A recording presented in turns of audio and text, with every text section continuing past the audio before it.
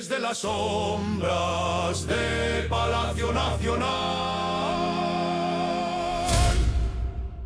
even to the muddy trenches of politics.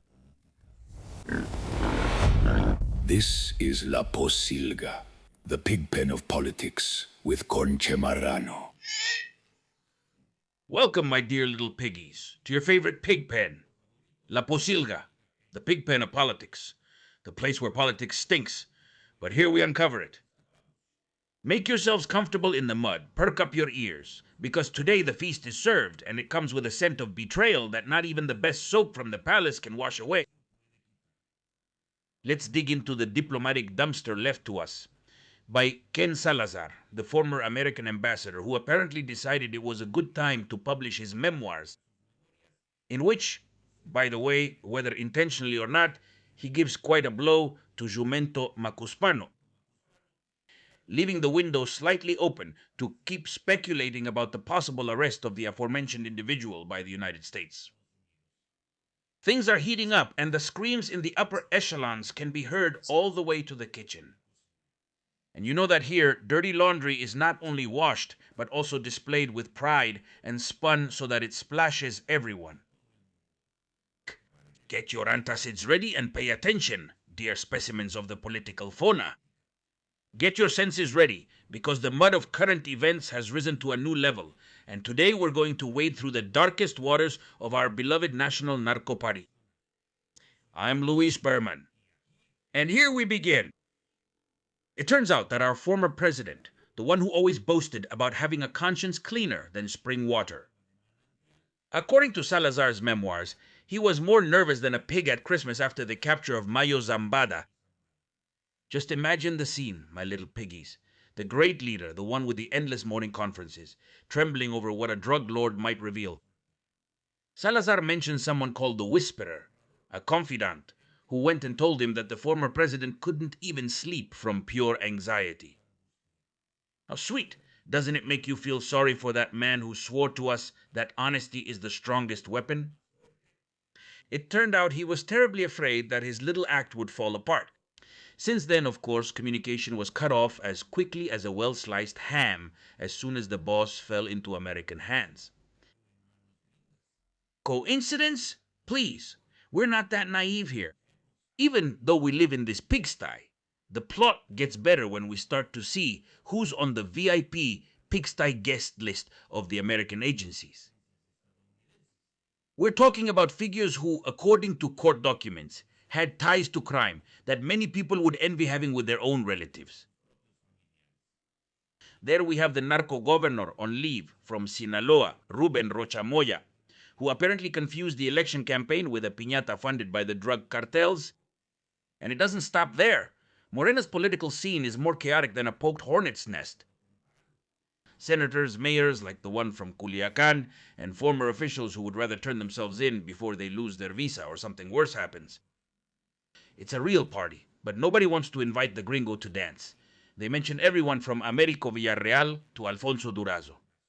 It seems that the fourth transformation has a collection of revoked visas that they'll soon be able to use as wallpaper for their offices. Salazar didn't hold back and gave a thorough critique of the famous hugs, not bullets strategy. He described it, with all the diplomatic elegance he could muster, as a complete failure. What a surprise, Ken. Who would have thought? Allowing crime to do whatever it wants under the pretext of nonviolence resulted in championship-level impunity. And to top it all off, the icing on the cake, the judicial reform. Salazar says that the popular election of judges was the wide-open door for organized crime to put their own puppet judges in place.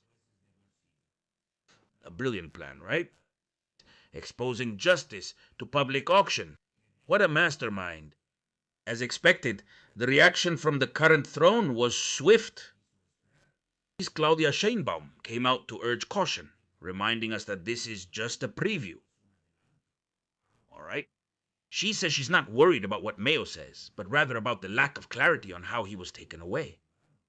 Of course, the problem isn't that the boss is a criminal. The problem is that they weren't informed. For the farewell coffee, we'll have to wait until the book goes on sale, and we can give it a good read. I'm sure this was just a little taste of everything that's coming. They're gonna have plenty of dirt to throw at the Morinarcos. Anyway, I don't know about you, but I'm enjoying this show like a pig at a trough full of fresh scraps. Do you remember that? That epic phrase about blind loyalty? Well, it seems that in the ranks of the ruling party, loyalty has a market price. And apparently, it's trading low. According to the recent leaks and the hard facts revealed by Hector de Mauleon, to whom we send our regards from this dump for making more than a few people's hair stand on end. The emotional stability of our leaders is hanging by a thread, or rather by an agreement with the US justice system. The situation would be laughable if it weren't for the fact that we're talking about the fate of the country. It turns out that Marina del Pilar, the governor of Baja California, has decided, according to reports and as evidenced in the leaked audio, to look for new friends in the FBI. How cute. The same official who just a few months ago conveniently divorced her husband, who was accused by just about everyone, even the cat, for his criminal ties. Now she's looking for legal advice at the consulate.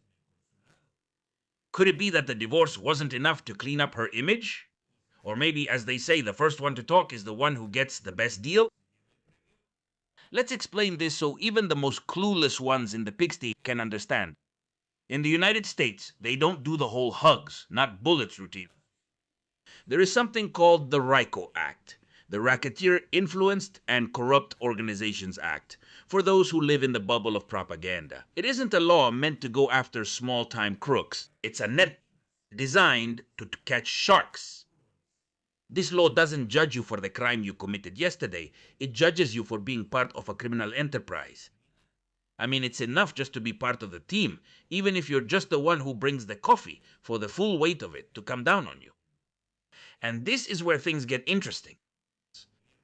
The US government, in its infinite wisdom, has a reward system for cooperating witnesses. You want to save your own skin? Easy. Turn in your boss. Turn in your partners. Turn in the whole organization. Imagine the scene: Marina del Pilar, Alfonso Durazo, Americo Villarreal, etc. all sitting at the same table, glancing at each other, thinking, is it him? Is it her? Is he already offering up my head in a deal? It's exquisite. That party was built on the foundation of betrayal. Because let's be honest, they changed sides faster than they changed their speeches. Now they're facing their own nature. What did they expect? Honor among thieves? Please. Without a doubt, the Narco-Party is on a countdown. Let's be clear. This is not an issue of administrative criteria, as the regime's spokespersons like to say. When a governor has their visa revoked, when the US intelligence services call, they don't answer the phone anymore. It's not because the embassy is in a bad mood, it's because the hourglass is running out of sand. The question we should ask ourselves today in La Posilga, as we watch the sinking of this Titanic full of rats, is not whether there will be betrayals. The question is, who will be the first to tell the whole story? Because we've already seen that in Sinaloa, some have already turned themselves in. We've already seen that the ground is shifting. The benefits of early cooperation are endless. Whoever comes forward first is spared. Whoever comes last goes to prison to reflect on his strategic projects, while his partners point to him as the one to blame for everything. It's a delight to see how the structure of this movement, which was thought to be untouchable and eternal, is starting to crack. It's the nature of the pigsty. When the ship sinks, the first to jump are the ones who shouted, "Long live the captain," the loudest. Anyway, my dear pigs, Mexican politics continues to be that tragicomic spectacle where the script writes itself, but the characters become more and more cartoonish. Did the old geezer have reasons to worry? The answer seems to float in the air, as clear as mud after the rain. What other revelations will we learn in Ken Salazar's book once it's out? Do you remember any particular episode that caught your attention during his time in Mexico? On the other hand, my little pigs, place your bets. How long until we see more than one packing their bags for Tijuana? Not to go shopping, but to beg for mercy at the consulate. Who's next? Alfonso Durazo, Americo Villarreal, Ramirez Bedoya. Because the list is long, and no matter which state you look at, there are Morena officials involved with Enjoy the Chaos, because the Narco-Party is entering its terminal phase. The kind where paranoia is the main course and loyalty is a myth that's no longer enough to pay bail.